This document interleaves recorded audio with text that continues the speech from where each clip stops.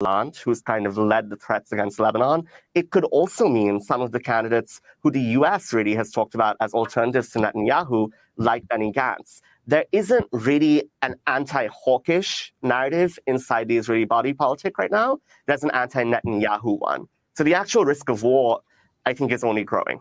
We want to thank you so much for being with us. Akbar Shahid Ahmed, Senior Diplomatic Correspondent for HuffPost. We'll link to your articles at democracynow.org. I'm Amy Goodman with Juan Gonzalez. The viewpoints expressed in this program are the opinions of the people expressing them and are not necessarily those of Fresh Air Incorporated, its staff, or its board of directors. Hi, this is Al McFarlane, host of The Conversation with Al McFarlane. You're listening to 98.3 FM, KFAI, Minneapolis.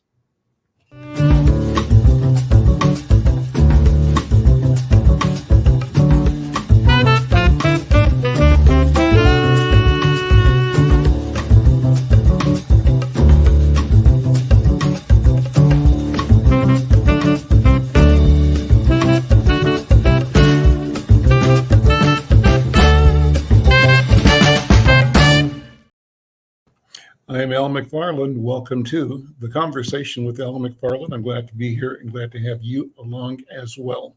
Wonderful program. I have two of my colleagues with me here, three of my colleagues here today to go over a variety of interesting topics in the news.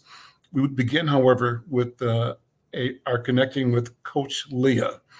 We want to give you an update on the world of sports that she uniquely views and participates in. Coach Leah, welcome. How are you? Good afternoon. And you're on the road, right? I am on the road. I am currently in Cleveland, Ohio, prepping for our Tall Girls United Wellness, Wealth, and Winning Conference that we hold alongside the women's Final Four every year. And as we know, this year is in Cleveland. And oh my gosh, did anybody have a chance to stay up a little late to find out who the final two teams for the women were going to be playing? Oh, this is going to be a phenomenal Final Four this year. So we've got South Carolina making a repeat appearance in the Final Four this year. We've got Iowa also making repeat appearance. They knocked out LSU, which was an epic rematch of last year's championship game. Phenomenal game. If anybody has a chance to check out those post-game press conferences, you're really going to be touched by the emotion that was displayed by both Louisiana, LSU, as well as Iowa. Phenomenal. And then we had UConn, who, yes. So somebody's jumping in the show, this is live, things just had this happen. He's like, this is the Final Four. I'm like, yes. So anyway, and then also to see in the second game how UConn was able to, and they've just been battling injury all season. Our home girl, Bucher, was able to play the entire game, and I know that she was so extremely tired, but she, was able to get some inner strength at the very end to hit some very, very key buckets, and then beat a USC team led by the phenomenal freshman Juju Watkins. And so it was just so much fun. So anyway, I can go on and on and on and on and on and on and on and on about that, but really just wanted to tell you how excited I am. And again, so grateful to Insight News for your support of our efforts with Tall Girls United and all things Fraser Foundation related. I just really, really thank you. And I'm so grateful that you're in alignment with the work that we are doing to make change. Awesome. Well, we're happy to be working with you and to be partners and supporters. So I think it's just wonderful to have your voice and your unique analysis and your activity that's at the center of that engagement. We're pleased to be able to support that and help you elevate and engage people across the board. anything you're watching for extra? What are your predictions? Any predictions for the outcomes? So I have a tape segment that I'm going to share with you in the upcoming weeks, and so we'll have already had the winner crowned, but I'm going to pick South Carolina. I've tried to never bet against them. I will tell you, last year when they were knocked out of the semifinal, that took the wind out of me. And Coach Staley? Is that Coach Staley? Yes, Don Staley. Okay. Yes, absolutely. And so, she is bringing back her team with 5 brand new starters. 5. Who does that? I mean, and they are just playing with so much wonderful chemistry, and she is allowing those young women to determine their own destiny by stepping up, holding each other accountable, and the coaching staff trusting that they are going to do just that. Of course, giving them the coaching that they need and the tools that they need, but also allowing for those stars to be stars and hold each other accountable. And it's been working. And I'm what's the old saying? When it ain't broke, don't fix it. So let me do this just to modify on the fly here a little bit. I know you just about doing a few minutes opening, but I wanted you to say hello to our other co-hosts today, my brother Yusef Mgeni, who's joining me from St. Paul, and my brother Yoji Senna, who joins us from Bahia in Brazil. And wanted to bring the guys on just to have them say hello to you. And I don't know if either of you guys, Yoji or Yusef, have questions that are sports related that you want to either shoot at Leah Jean or get feedback from. Yusef, how you doing, man? Pretty good, brother. Listen, thank you, Leah Jean, for that excellent summary of what's been happening in the Sweet 16, the finals and stuff. Incredible. No worries. I mean, this is an incredible time for me. Every time that this part of the year comes about, I'm able to, obviously have some very personal reflections and memories as well, that I connected a perspective of playing in the NCAA tournament, and just how the NCAA over the years now it's really trying to make this a bigger and grander thing. And what better time than this?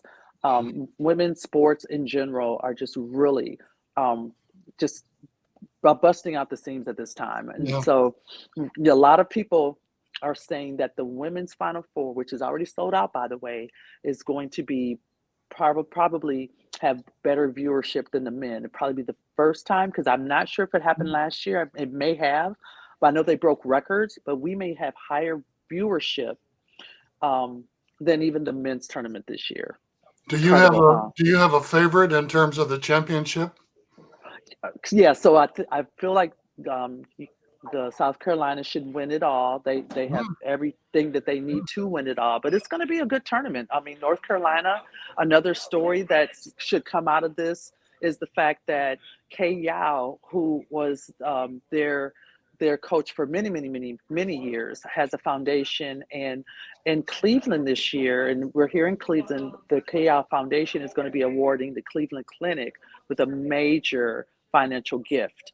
And so to have North Carolina's team here during that same time is, in my opinion, is pretty phenomenal. So be on the lookout for some little stories that I'll be sharing with that nuance per se. And then also, of course, you've got Caitlin Clark that plays for Iowa. Our neighbors a little to the south of us, and her deciding to forego her last year of eligibility and going ahead and playing in the WNBA. So funny at the end of their game last night, Kim Mulkey, as they were going through the line shaking hands, pulled her in close and said, "I'm sure glad you're leaving." and during the press conference was just talking about just how phenomenal of a player she is. And you want to win, but you always respect the game. You always respect somebody who's really, really good at what they do. And so that's really kind of cool. So there's a ton of just wonderful side stories. And now, not to forget the men though, because we've got Dan Hurley's team UConn playing out of their minds right now on the men's side. So you've got UConn, men's and women's, both playing in the Final Four, and North Carolina, men's and women, both playing in the Final Four. It's the first time in history that you've had two Division I programs playing in the Final Four in the same year. So pretty incredible. 2024, more in 2024. There you go. Yoji, any questions or comments? Yoji? You're muted, Yoji. You're muted. Oh, sorry. What I know is there is several Brazilian ladies playing the basketball teams. I am not, it's not a sport that I'm very familiar, but I'm 100% more familiar than I am with American football. I understand more basketball, and I like the intensity, that this constant scoring. I don't know if I've seen saloon soccer. That's a similar, So version I now. have That not a saloon soccer. yeah, Did I or say that futsal. properly? Futsal, football of saloon. So it's 5 by 5, and it's the same court, and you have to be very agile and have a lot of Agile, ability yeah, with the ball. So it's reminds a lot, basketball, because this constant dynamic back and forth, you know. But yeah, I absolutely. like it. So over the years, as a or not a basketball enthusiast, sports enthusiast, and somebody who likes to think about the mechanics of being an athlete, a lot of really great soccer players end up being really great basketball players, and vice versa, because there's a lot of the same type of footwork and mechanics that's used for both sports, believe it or not. And so, and especially when it comes to playing defense, believe it or not. And so I can Yeah. go on and on about that as Yeah, well. the And just defense all the of things the that are knowledge very of common. defense Yeah. of basketball applied to soccer is very actually, yeah, it's the zone zone defending that I Let remember when me, people let talking me throw a about. curveball in here for everybody to jump on before you leave, Leah. I was Okay. watching some TV last night, and it was around the Beyonce's new Cowboy Country Carter album? release, right? And Mm-hmm. somebody was, they were reviewing some of the people that were throwing shade on Beyonce. So one white guy was saying, just cause you doing a few notes, that don't mean it's country. And is questioning her ability or her right to do country music. Why do I bring that up now? The example he used to describe or to compare his sense that Beyonce is not legitimately in the country lane was that he said, if you remember Michael Jordan, do you remember him as a basketball player or as a baseball player? A baseball player. Yeah. And so that was his way of saying that Beyonce ought to stay in her lane, not try to do both. But what do you guys think about that? Yusef, what do you think about that? Well, the interesting piece is that the spinoff of Beyonce's entree into the country music world has benefited other Black country and Western artists who were not getting any play at all, who are now being invited to different country music festivals around the country and other platforms to share their wares, where they repeatedly encountered when they went to a concert to perform. One of the white concert people said, "Are you lost? What are you doing here?" And she said, "I'm here to perform." And so now it has resulted in greater exposure for other Black country Western artists, sort of in Beyonce's wake, which is good news, I guess, for those who are into country Western, that it is becoming more diverse. And the streaming of her album has just gone off the wall, Al, in terms of its popularity. It's being picked up all over the place. Beyonce herself says it's a Beyonce album. It's not a country Western album. So right. I always wanted to go to a Charlie Pride concert and go down front and turn around and look at the audience, because he began his concerts by saying, "I know I don't look like I sang and I know I don't sing like I look, but we're going to have a good time tonight. And then, he would do his thing. But I was always real curious about that, Well, because Ray Charles, man, I remember being in number a one bar. number one country album of all time. Yeah. Ray Charles. Okay. Being in a bar in Worthington, Minnesota, when I went to school there at the junior college, right? Mm-hmm. And remember seeing, the guys at the bar crying in their beer. That's a beer music, beer country music, right? Mm-hmm. And so, what Beyonce is doing in part is sort of reclaiming our equity, our ownership, our invention, our base in creating that idiom of music as well. Go ahead, Yoji. That's all I wanted to say, because the guy has the right to say all this to Beyonce, because country music came from Bavaria, in Alsace. So therefore, is his, right? And I think there's some kind of Provençal in there, but yes, he don't know the history of country music. That it's our music too. And the funny thing it is, there was a flash mob here a few weeks ago in Bahia, in the big tourist place. Thousands of people doing a country dance, American country dance line with her album, her music. In Bahia, I found very strange, but not strange that much, because she comes here regularly. She's initiated in a temple here in Bahia, so she comes regular. Sometimes unknown. So, but yeah, they did a flash mob dancing like those Texan style dance with cowboy hats and plaid shirts, and cowboy boots and jeans. It was very fun, and it was 96 degrees outside anyway. But Yoji, I'll give you a little education. My two favorite country music titles. The first one is "You're the Reason Our Kids Are Ugly," and the second one is "Mama Get a Hammer, Papa's Got a Bug on His Head." Okay. Well, let's leave it there. Cool. Those are good titles. Leah, we'll see you later. Thank you. Thanks, Leah. In fact, can I just mention just a couple things really quick? Sure.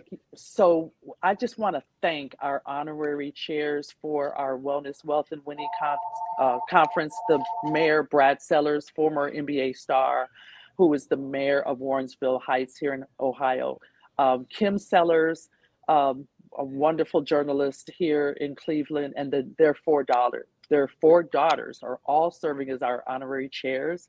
Cheyenne Sellers, who plays for Maryland, she's a dynamic guard, all Big Ten player, is going to grace our runway at our tip-off fashion show. So anybody that's in the Cleveland area or that's coming for the Final Four, make it over to our fashion show, make it over to our brunch, shake hands with the Sellers, and just enjoy a wonderful time alongside the women's Final Four for some really great ancillary events. And so thank you so much, you guys. It's awesome hanging out with y'all on Tuesdays. And I am out of here, and I will be back soon. And we'll see you next week. Have a good conference. Okay. I'm Al McFarlane. This is the Conversation with Al McFarlane, co-hosting today with Yusef Mgeni and Yoji Senna, Yusef in St. Paul, Yoji in Bahia. And we've got a variety of things to talk about. But before I do, I want to invite those who are listening to support this program by becoming a subscriber to the conversation. And the way to do that is simply, and it doesn't cost you anything. It just means you get notifications for every time we go live. We're trying to get our numbers up on YouTube to 1,000. We're midway in the 600s right now. Thanks to all who have subscribed. Thanks to the 17 I see looking right now from YouTube, Black Press USA, and YouTube Insight News. And I invite all of you to be part of the conversation like Michelle has been. She's a regular. Michelle, thank you for tuning in and supporting the program. And we invite you to leave a comment, make a statement, say your point of view. And if you're passionate about being in the conversation, say so in the chat, and we'll send you a link, and you can come on live with us. We want this to be a place for all of us to share, to challenge each other, to have fun, and to examine both important and critical issues of our time. Well, with that, let me ask my partners here, my colleagues, to focus in on a couple of things we've been thinking about. And one of them is going to my chat here, an article that we are looking at about Israel and Hamas. Yusef, let me ask you to start with that. What's the latest in community about the war news between Israel and Hamas? Well, three things, Al. Number one, 7 aid workers from the World Christian Association, who have served 135 million meals in the West Bank since October 7th, were killed. That's one of the vehicles you see on screen in their caravan. They were delivering 100 metric tons of humanitarian food aid to people in Gaza and the Rafah area. And they were hit by planes piloted by the Israeli Defense Force, the IDF. They had clearly communicated with the IDF their route, their purpose, their members. They had been given clearance. They were in a decommissioned area that was not supposed to be an immediate area of conflict. And IDF airplanes, Israeli airplanes, basically destroyed the entire caravan out, killing 7 of the aid workers. And the World Christian, I can't recall the final name of the organization, but they have now pulled out of the West Bank, and they have World withdrawn. Kitchen. I'm sorry, Yoji. World Kitchen. The World Christian Kitchens, yeah. No, I don't think it's by that Jose Andres, chef, that Spanish famous chef living in Florida. He founded it. It's called World Kitchen, and I don't think it's associated with any religion. Okay. They have pulled out of the Mideast and taken 250,000 tons of food with them. They refuse to work in that area absent ceasefire. These are some of the passports of the individuals who lost their lives and were waiting for their bodies to be returned. 139 humanitarian aid workers and United Nations aid workers have been killed in this conflict. And there are 2 things, Al, that we've talked about earlier that are important. One is that many of the neighborhoods have been completely leveled to the ground, which makes it very easy then for bulldozers to come in and create a wall and additional settlements. They were planning to build settlements in 1/3 of the West Bank, and the leveling of the buildings in Gaza creates an opportunity to do the same thing, add more Israeli settlements. And the third thing that has received very little talk other than on your program is that many of the cultural icons of the Palestinian people are being destroyed as a part of this conflict. The third oldest Christian church in civilization was completely leveled to the ground in the West Bank and in Gaza, I'm sorry. And further, the tanks are shooting at statues. They're bombing libraries and schools. They're basically erasing any evidence that Palestinian people ever existed, which is really a crime against humanity to destroy someone's, language, culture, and history in one fell swoop. And tens of thousands of people have come out over the past week demanding Netanyahu's resignation.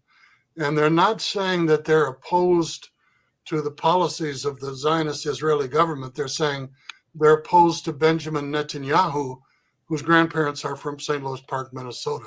And they're basically saying that he has to go because he has said that there will be a 2-state solution over his dead body.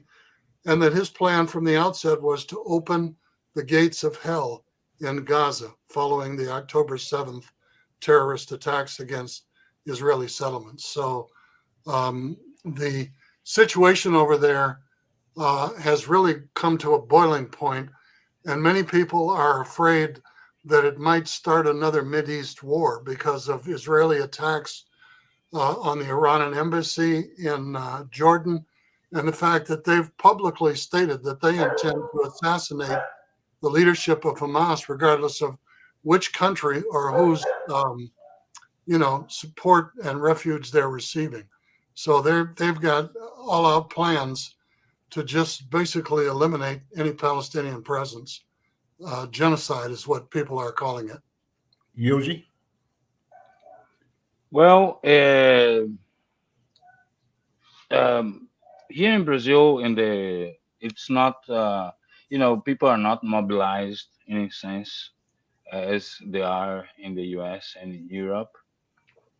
It's kind of for the average Brazilian, there's a distance to that reality. But of course, when it comes in the news every day, national news, and there is this big relative commotion, right? Because it's an injustice and an atrocity that's been committed. Um, I myself, I don't know what else, what to say and how to describe what's been done by the state of Israel under the government of Netanyahu. And he's doing the old techniques of strong leaders when they are in trouble or when they are about to lose power. They do a sport tournament or do a war, and but the what's been done, it's in excess of excess to me. As brother Yusef was describing, yes, they destroy every other institution, be a school, university, colleges, Water, Christian church, electricity. Yeah. yeah, Christian churches, mosques, water treatment plants, everything. So um, it is atrocious. It's inhumane. But when the program started, we are picking up a little bit of Miss Goodman. That Mhm. also the change, if there is an imminence of change of government in Israel, that Netanyahu is gonna leave or be invited to leave, to leave. There is not also really a prospect that any new leader be more moderate or reasonable, even because the ideal would be that somebody to be reasonable, but people are wishing somebody more liberal. So the option there is to Netanyahu, it is a general, it's an army general that's a Many, retired one. many people, Yoji, have been saying that Netanyahu is extending the conflict to stay out of Of court course, because he's been indicted for criminal fraud. And, once he's no longer in office, he's going to have to go to trial. He's in a similar yes, situation with Trump. and when in the time of the attack of Hamas, that I do not condone, but at that time he was under extreme pressure by Mhm. rallies weekly that was only growing because he was trying to take over the judiciary in Israel, Sure. The also Supreme to Court. save himself from going to jail because he knows that his destiny in Israel is going to be jail. I don't think he's going to be able to travel anywhere in the world. You know, you're not going to be able to to leave Israel. But in Israel has this policy. It's like we call here. He's putting fire on the the park. That's what Israel is doing right now, putting fire on the park. So this attack, they're doing, they did in Syria, in Damascus, it's gonna have a big repercussion, you know.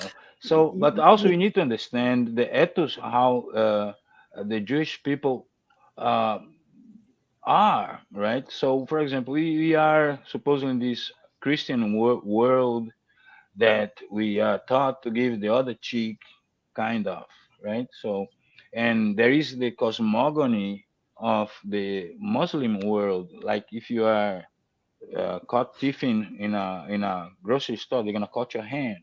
So it's difficult to us to understand this idea, right, of cutting the hand as punishment. But also need to understand the Jewish mind. So they are the people of the Solomonic justice, right?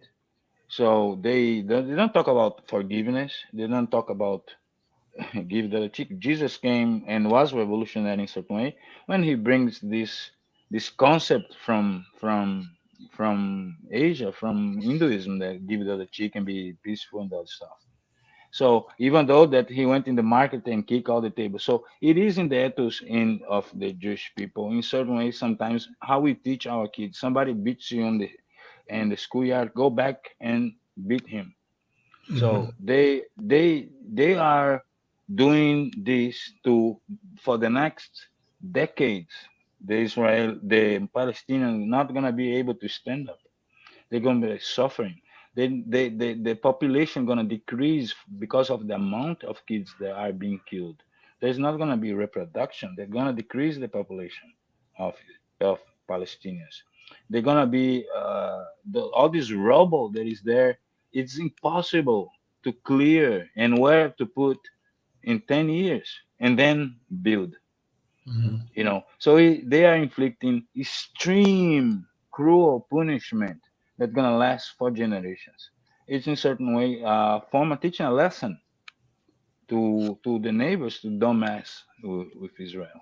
And was a coincidence or not also when happened the October 7th might be not a coincidence. The attack of Hamas might have been instigated to because in certain way in this chess game would benefit Netanyahu, you know. That's the point of view that you're hearing a lot about. Yusef, you also mentioned the widening and the fear of widening the war. And in today's Al Jazeera, there's an article that says Israel strikes Iran consulate in Syria's capital, Damascus. And the subhead says that Iran has promised a response after the alleged Israeli attack on its consulate killed 7, including 2 top commanders. The article, I'll read 2 paragraphs, says Iran has promised a response after its consulate in the Syrian capital Damascus was destroyed in a suspected Israeli missile attack, killing 7 people, including a top commander and his deputy. Brigadier General Mohammad Reza Zahidi, a senior commander in the Quds force of the Islamic Revolutionary Guards Corps, and his deputy, General Muhammad Hadi Hajriahimi, were killed in Monday's attack, the IRGC said in a statement. Israel has long targeted Iran's military installations in Syria and those of its proxies, but Monday's attack was the first time it had targeted the embassy compound itself.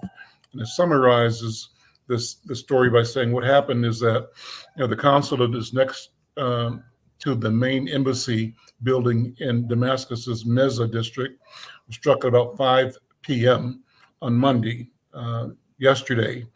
It says that several IRGC military advisors were in the building at the time of the attack, and 7 were killed, according to that organization, including Zahidi and Hajriahimi being among the dead. And it says that a United Kingdom-based war monitor, the Syrian Observatory for Human Rights, said as many as 11 people had been killed, including 8 Iranians, 2 Syrians, 1 Lebanese, all of them fighters. So Yusef, the idea of this thing expanding, what does that hold for the world, and certainly that area of the world?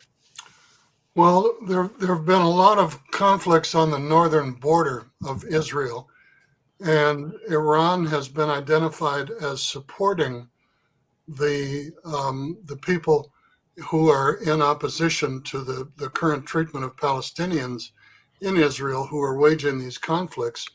And I like to refer to it as Palestine because in 1948, when Israel was created and given part of the land that was at that time a British colony, they occupied 12% of the country. Today, they occupy 82% of the country, and it's referred to as Israel. It's no longer referred to as Palestine. The truth of the matter is that the country is surrounded by Muslim Middle Eastern countries, Jordan, Syria, Egypt, Saudi Arabia, and these countries, the Palestine or Israel, however you wish to refer to it, is a narrow sliver of land that's surrounded by these Muslim countries. And to launch the kind of attacks that have been waged in other countries across international borders is not something that people are going to take lightly. Now, Iran is a country of 700 million people, and they have an air force, they have an army, they have significant military capacity. And if Iran is drawn into a war with Israel, Israel would then be in a position of essentially leveraging its allies to come to its aid and defense. But the loss of life, the damage, the potential for conflict across many future generations is enormous. And Netanyahu, not unlike other former emperors in current and past days, seems to equate himself to God, that he can do or order any kind of military exercise that he wishes, with full immunity. And that is not the case. And Iran has stated that they intend to respond accordingly to the missile attack on one of their embassies in Damascus. So, the real downside is the collateral damage, the innocent civilians who are killed. 32,000 people killed in Gaza. And as I pointed out earlier, Israel counts every male casualty as a member of Hamas, whether they're a child, an adult, a member of Hamas or not. They've killed 11,000, 12,000 males out of the 32,000, which means that 20,000 were women and children. And they claim all of the males as Hamas casualties, which makes no sense at all. How you declare every male within the West Bank as a member of Hamas. It's unbelievable. It makes you wonder what they mean when they say they intend to eradicate Hamas completely, and the only Impossible. thing to open the gates of hell. That means destroy all the men, right? Yeah, and to open the gates of hell. But listen, the survivors is going to become new members of Hamas. And their children and their grandchildren. Yeah, they're creating more Hamas. Yes, forever. And this is the thing. Israel is trying to really, not Israel, like sometimes I've been unfair when you say Israel. It's the government of Netanyahu. Yes. Right? Mm-hmm. He has been a toxic leader for the last, 20 years. He's been in and out the government. So, but right now, because he's in big trouble, that might be one of the positive things about Israel, that he might go to jail, because past presidents and prime ministers of Israel has been in jail. But he is trying to divert the attention to avoid that, because probably they're gonna discover more things. But he is provoking Hezbollah. He's provoking, right? They killed the UN workers also in the border of Lebanon, the monitors of the line. So as they kill these workers, so they attack diplomatic establishment of supposedly enemy country. Right? Under the current conditions, Yoji, they're predicting that 50% of the people in Gaza will starve before July. Yes. No, but chicken, checking this out. So they attack the embassy of Iran. So Iran is going to retaliate. So it's going to be a bomb in some embassy, Jewish embassy, I mean Israeli embassy, or any some other Jewish institution, big one. So, but also Israel is looking for pretext to destroy the nuclear program of Iran. So this Israel, it's in the mood of destroy, since it like this.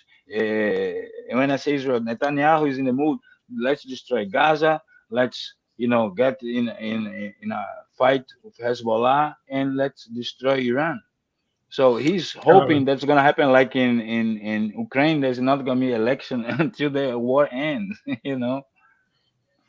It's like a doomsday scenario. Let me switch Scenario. gears, gentlemen, and I'll bring up two other items that are in our notes, and they don't have to be paired, but in my mind, there's some similarities that are worth pointing out.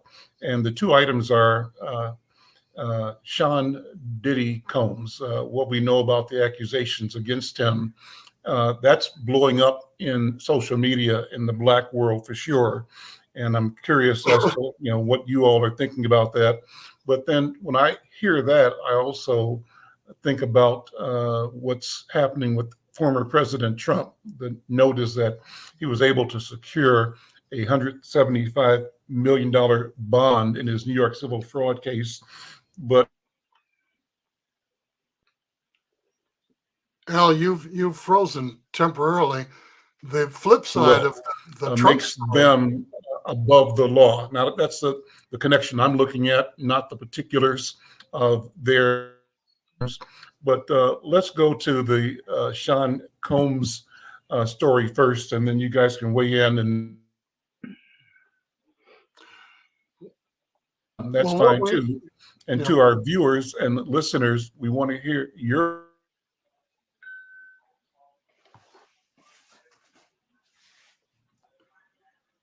And also, we'll give you something to talk about regarding the Trump ability to come up with the money for the bond for his properties in the civil trial.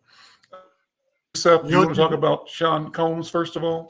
Yoji, do you want to begin? Well, okay. Somebody must have borrowed Trump that money, man, and now all his underwear. That's my thought. But about Sean Combs, I get very sad when I see things like that happens to people who were leaders and examples and icons of our communities. Even that it might not be particularly my kind of artist to consume. It's very sad that they go so high and still don't literate themselves through life, to don't commit those kind of things. So I don't understand the necessity of him do that. It's known that is wrong.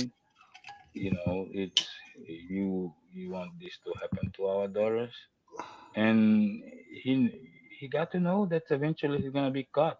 So to me, those, I don't feel any sorry for them. Two things. Sean Diddy Combs first. He's a hip hop artist who has a mammoth brand. Okay, has made tens of millions of dollars, and now has a string of sexual assaults against him filed by women. He's hugely popular among African American youth and hugely unpopular as a result of these allegations with Black and other races of women who really don't tolerate any kind of sexual assault allegations. And this is going to be a significant reduction in his appeal, his earnings, his net worth, his brand, and could spell his demise. Now, I'm not a follower of hip hop or rap and not very well informed about it. So what I know is what I read in the New York Times and the Washington Post. In terms of the former president, excuse me, please. His company, Truth Social, which is identical to Facebook or Twitter, whatever they call social media, is basically worthless. They've been losing money ever since it was created. They lost $49 million last year alone.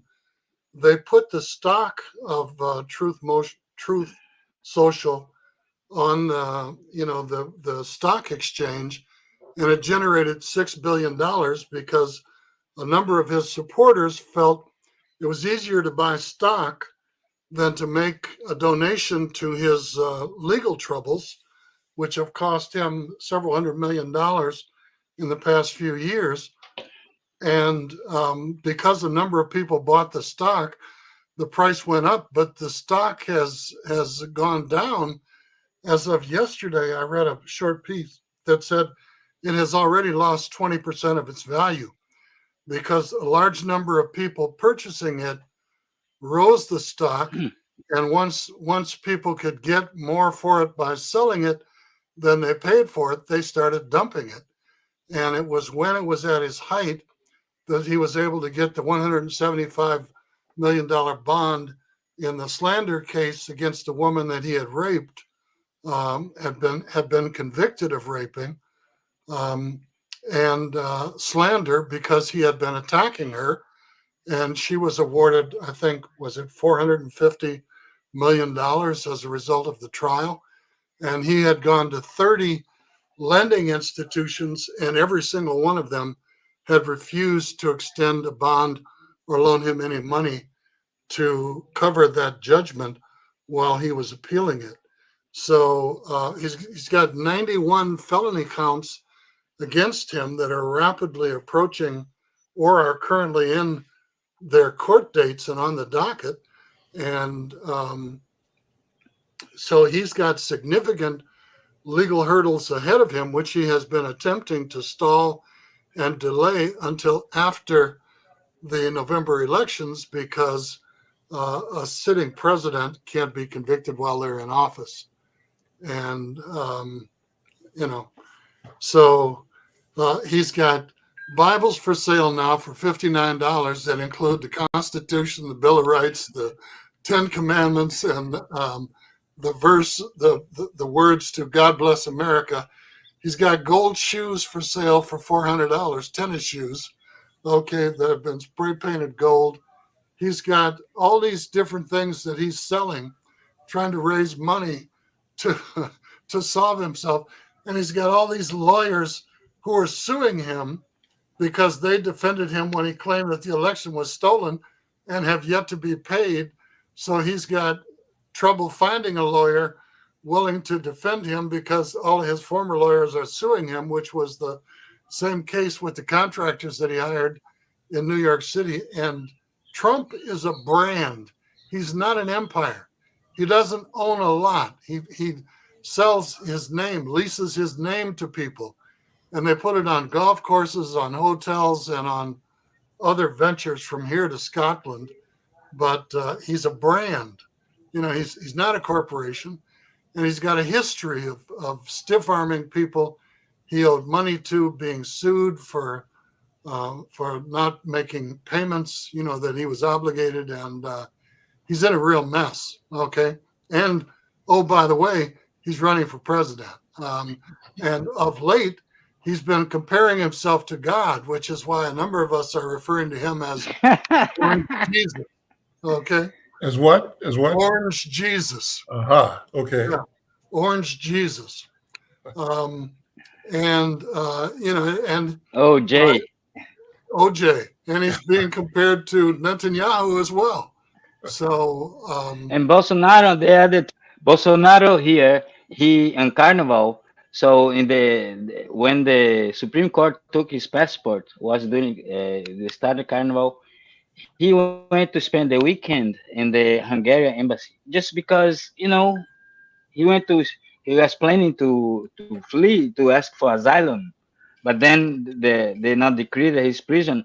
But it is are very connected and doing because and then he wants his passport back because Netanyahu invited him to visit Israel Mm. after because this was a break from the New York Times. The New York Times got the security footage from inside the of the Hungarian embassy, and this guy stayed with his little, luggage with his clothing and stuff. And he was sleeping in the back of the Hungarian embassy, and he just tried to say that he went there to discuss about international politics with the ambassador. With all of his luggage, huh? So yeah, he's like necessary for the weekend because he was planning, he was expected, and so then he would ask for asylum, Let me ask, switch one more time, guys. A topic that I watched on TV last night on Roland Martin in particular. Do you watch Roland Martin from time to time, Yusef? You ever check him On out? occasion, yeah. I've been paying more attention to him. Interesting, and he tackles topics. But one last night was on the removal of the Board of Regents at Tennessee State University. Have you watched that at all? The conflict there? Only from a distance, Al. Only from a distance. Yeah.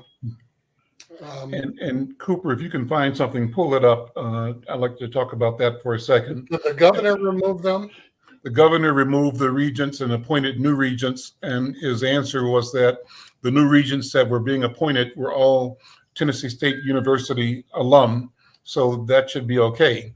But that reminds me of the old strategy. If these Negroes don't like what you're doing, find some new Negroes, right? That'll co-sign, represent your intent. And what's behind the incident was a federal report which analyzed how much land grant universities should have been paid by state governments, primarily in the Confederate states. The premise of the land grant universities that the federal government decided to, in order to support education in states, invest, but it was an intention to make higher education available to all the people. Well, that ran into resistance in southern states that did not want to provide education opportunity for Black people, the formerly enslaved, right? And so the government responded with a bill that required states to set up separate funding for the newly created historically Black colleges and universities, HBCUs, as we refer to them today. And this study showed that based on what those schools should have received from the collection of state government in the South in particular, they didn't receive, that there is a debt owed to them in the arena of around 10 to 12 billion dollars. I think that's the number. Let me double check here. And they break it out by state. So Tennessee itself probably owes 1.3 or 3.1. I don't have the exact number, but a substantial amount that should have been given to TSU, according to the intention of the federal government and the basis for which land grant universities were established and funded under the federal law. And so here's the question. What do we do when states continue to, even when they're caught, act like they can't understand English, can't understand the laws they wrote, can't understand the bills they sponsored, and refuse to turn the money over to Black institutions or to Black people? And this is an education venue or event, but the same principle applies in every element of our experience here as African people in this country. Yusef, what do you think? Well, just by purpose of definition, the University of Minnesota is a land grant institution, and all of the state colleges around the country are, for the large part, land grant institutions. Historically, Black colleges and universities have been underfunded since their very creation. And many have had to rely on tuition, on support from religious and philanthropic institutions just to keep their doors open. And, up until, the turn of the century, the majority of Black doctors, Black lawyers, Black professionals came out of historically Black colleges and universities, not major white institutions. And if you look at HBCUs today, the majority of students in their graduate schools are white students because the tuition is lower, because the education is more student focused. Class sizes are smaller. It's not like the U of M that has 56,000 students. It might be a college of several thousand where you can get individual attention and really focus on the subject that you want to learn. There are 3 courses of action: educate, agitate, and litigate. And I think we're at a point where many institutions are now going to find themselves facing legal challenges to recoup that support that was earmarked for them, for which they never received. So Tennessee State is not the first. I think, didn't DeSantis reconstitute the State Board of Education in Florida and stock it with people who were major contributors and friends and conservatives?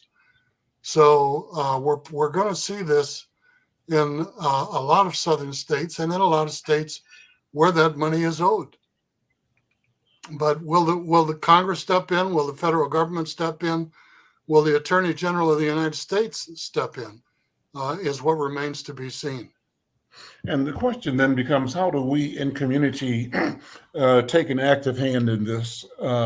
This is an area, an arena in which our voices, our letters, our emails, our text messages leave a permanent record, right, of our intent and our displeasure.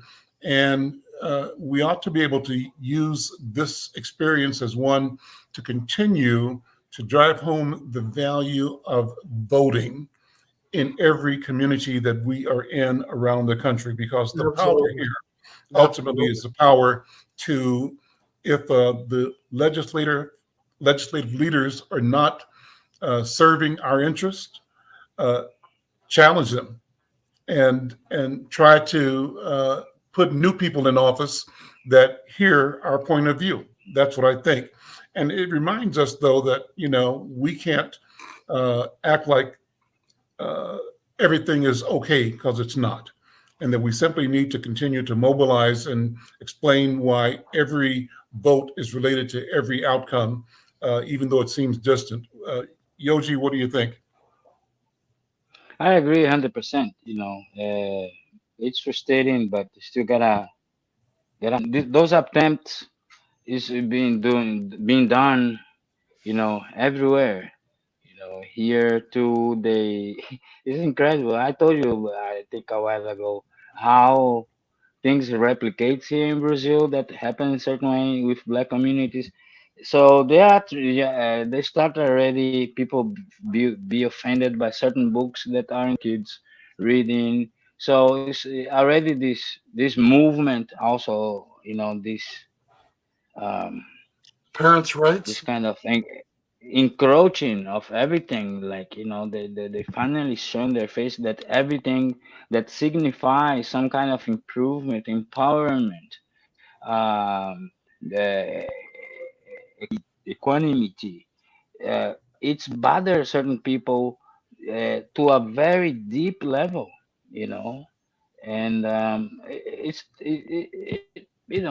also it's very sad, it's very dangerous, very The dangerous time. numbers in the report I was reading from the Tennessean said $2.1 billion is the amount by which Tennessee State University has been underfunded. So you imagine that's one school, but the number of schools in the South that were consistently underfunded goes upwards into the, I think it's the 17.